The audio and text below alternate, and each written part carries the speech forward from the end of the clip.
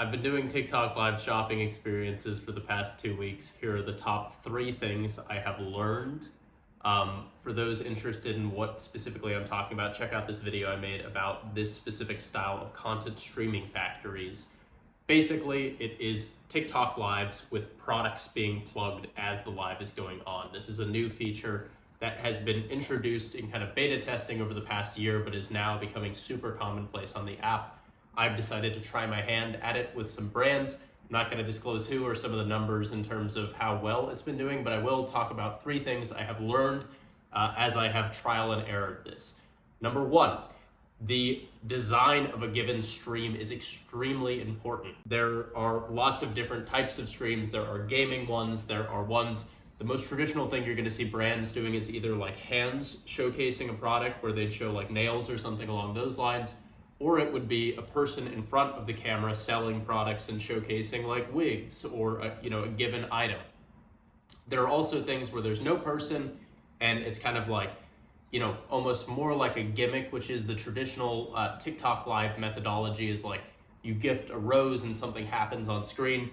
All of these are commonplace, and I will say it is a very, very competitive landscape. And now that there's this added incentive with TikTok Shop where you can directly sell a product to a consumer as they're watching a live, lots of new formats are being innovated. But getting to the first point, the visual design is incredibly important. All thirds of this profile aspect ratio that you're building on are important to keep occupied.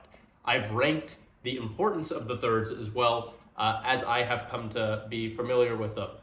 Number 1 is the middle. This is the most important thing. This is typically where you're going to put your person, or you're going to want to center the products in the hands. This is the most unobscured by different UI things on TikTok. Number 2 is actually the top. Typically it would be the bottom, but TikTok's UI, the chat, all kinds of things cover this up, and the actual product placements, they basically eat out about half of the third.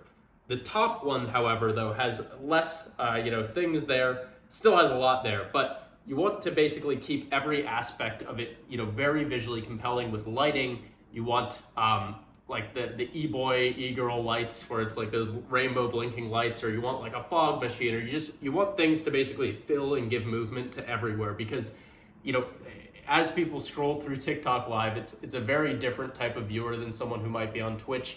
You're not really looking to chill unless you're landing on an ASMR stream. Most of the time people are looking for very fast-paced, engaging stuff. I mean, think about the wider landscape of the platform you're inhabiting. Think about the For You page of TikTok in comparison to the lives. It's all just super fast-paced, constant cacophony of things happening. So lots of sound, lots of visually compelling things, and you center things in that middle third. That's your prime real estate. But make sure to make use of all of it, because you can't just have like blank things up on the top. It's not going to be visually compelling enough to be competitive. Learning number 2 is TikTok at the moment is incentivizing these programs heavily. They are giving away free shipping, so make sure to mention that in the lives. Talk about how they're giving away like 50% off coupons. Like, make sure your hosts are mentioning that, emphasizing that. Use the giveaway function. I've had a lot of success with this, where TikTok allows you to host giveaways with a shopping bag. One complication with this, honestly, though, is that you can't really put text on screen as easily unless you're having the host do something like that, or you're talking in the comment section. So you might want to consider using TikTok Studio, which allows you to have a little bit more control over like placing text and different things on top of the screen. Simultaneously, the host can also like really heavily push the giveaway and point at the UI. Either way, the giveaway is extremely useful because it can help build engagement, and it allows, like, TikTok handles all the shipping. It kind of takes away the stress of needing to write down every name. Pinning products. Generally, you're going to want to have a moderator sit with the host of the TikTok live stream, someone who can sit there, monitor the comments, and also as a host is talking about a given product, they will pin that product. So if I'm mentioning, my cool little rainbow football that I'm showcasing, the moderator can actively pin this so it shows up, and it's like you could just click that and add it to your box. You want to do this with each of the different products you're showcasing. Ideally, this is the best suited for things with multiple products. If it's just one product and you're trying to make a really engaging stream, you can just leave that one pinned. But absolutely massive feature. It's like having a freaking it's hard to describe from an e-com perspective, but it's like having you're basically baking the product website into socials, which has been sort of one of the most difficult things in terms of selling through social media, is getting people through on clicks. And now it's like you can immediately have that click through with the product thing that brings you into, you know, your demo carousel copy about it. Definitely massive feature, need to utilize that. For point number 3, I'm gonna get a bit abstract. The current landscape for TikTok Live is generally populated with creators who are finding ways to hack as many donations as possible. Think Pinky Doll saying, you know, that rose smells so good, gang gang. She repeats that, trying to get people to donate as much as possible. There aren't that many TikTok shops on Live right now, which makes it a huge opportunity for people who do e-com and want to hook up their shop. Now, what I'm trying to get at here is a bit complicated. The entire TikTok Live viewer base is optimized around those types of streams. There are not streams that are, you know, used to making purchases that are going to be $50 for a given product. It doesn't mean it won't happen, but it means that the traffic has not been trained to have that kind of consumer behavior. So I could tell you, do what Pinky Doll's doing and make extremely gimmicky, hacky streams, which are going to like keep people engaged, very fast paced. There's some element that's like gift and this thing will happen, this thing changes on the screen, but it's unclear if those people will also convert into longtime customers. So the wider advice here is we need to observe the way that TikTok Live people have, you know, optimized and built around the fast-paced nature of TikTok content, made it extremely engaging, constantly like visual and auditory things happening and spamming people, but also build kind of like long time customer bases and basically train TikTok on how to find people who are going to be willing to sit and watch,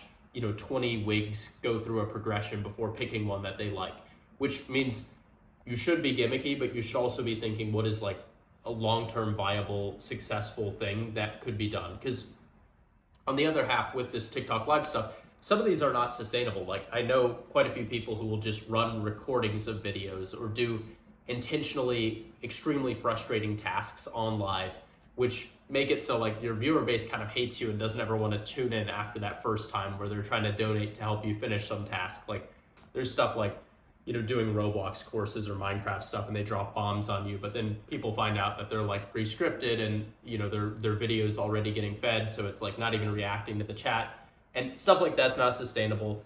It is interesting to learn from though, because those elements of interaction I don't think have been fully incorporated into the TikTok Live shopping experiences I've seen. So they should be doing things like Pinky Doll, but they also need to be thinking like, what will actually build me a long-term customer base that's going to convert to a higher ticket sale, which is something I can't say has been solved by many.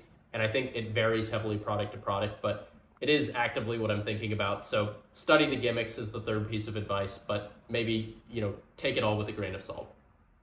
Just as a quick recap, top 3 things: design of the stream is extremely important. Use TikTok's features while they're still pushing this.